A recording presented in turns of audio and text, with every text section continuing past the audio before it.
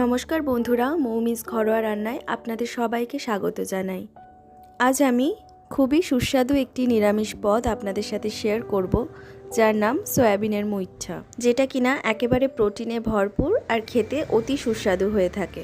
আর নিরামিষের দিনে এই পদটি যদি একবার বানান, আপনার বারবার বানিয়ে খেতে ইচ্ছে করবে। তাহলে দেরি না করে রেসিপিটি শুরু করা যাক। প্রথমেই আমি একটা বোলে কিছুটা পরিমাণ জল নিয়ে জলটা গরম হতে দিয়েছিলাম। জলটা গরম হয়ে এলে আমি এখানে 100 গ্রাম মতন সয়াবিন সেদ্ধ হতে দেব। সয়াবিনগুলো সেদ্ধ হয়ে গেলে আমি একটা বড় পাত্রে ঢেলে নিয়ে ঠান্ডা জল দিয়ে সয়াবিনগুলোকে ঠান্ডা করে নেব। তারপরে জলটা ছেঁকে নিয়ে একেবারে হাত দিয়ে চেপে চেপে সয়াবিনগুলোকে তুলে নিতে হবে, যাতে কোনোভাবে সয়াবিনের মধ্যে জল না থেকে যায়। এবার সয়াবিনগুলোকে একটা মিক্সিং জারে নিয়ে আমি পেস্ট করে নেব।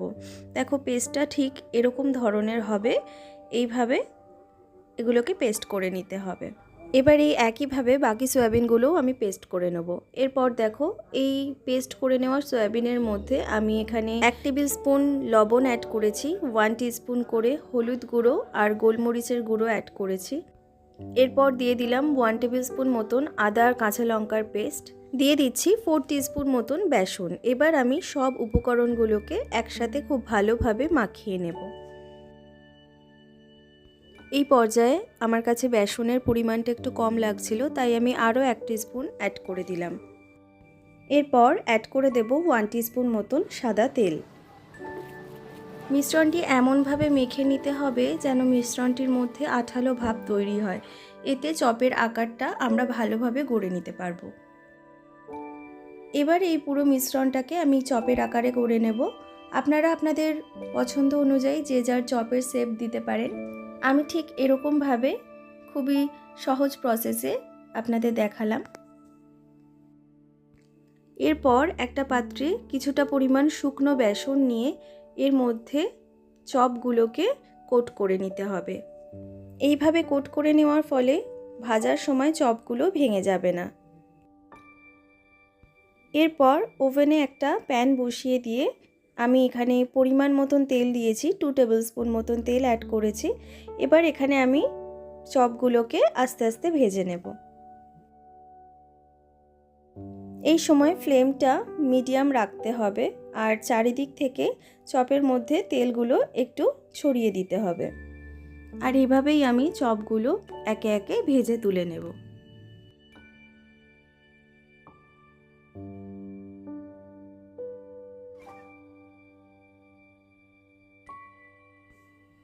এরপর ওই একই পরিমাণ তেলে আমি ফোড়নে দেব একটা গোটা তেজপাতা, 2টো এলাচ আর একটা দারচিনি। ফোড়নটা ভাজা হয়ে গেলে এখানে আমি অ্যাড করব পেঁয়াজ আদা রসুনের পেস্ট। এই পেস্টটার পরিমাণ ছিল 2 টেবিল স্পুন।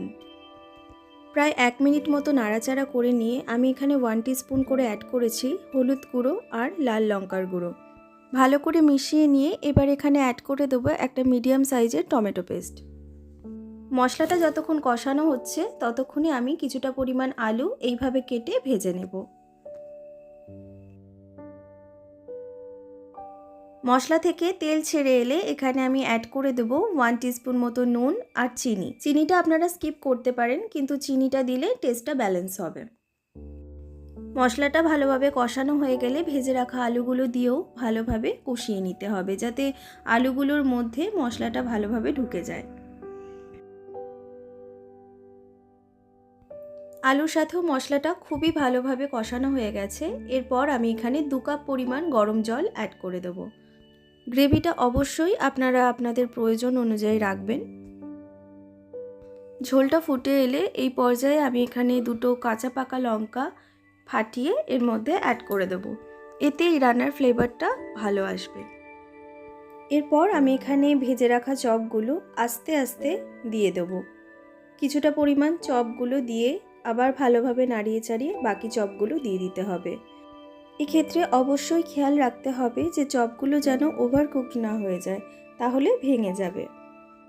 এরপর গ্যাসের ফ্লেমটা অফ করে মিনিট 5 মতো রেস্টে রেখে দিলেই তৈরি আমাদের সয়াবিনের মুইঠা। আজকের এই দারুণ স্বাদের নিরামিষ পদটি একবার বাড়িতে বানালেই বুঝতে পারবেন কতটা অতুলনীয় স্বাদের হয়ে থাকে এই রেসিপিটি। আর একবার এই রেসিপিটি বাড়িতে বানিয়ে খেলে গ্যারেন্টি দিয়ে বলা যেতে পারে যে কোনো নিরামিষের দিনে এই রেসিপিটি সবার আগে মাথায় আসবে।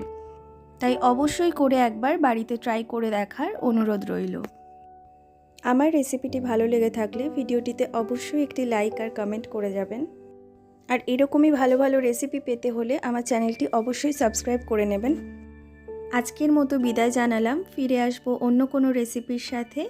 ভালো থাকবেন, সুস্থ থাকবেন।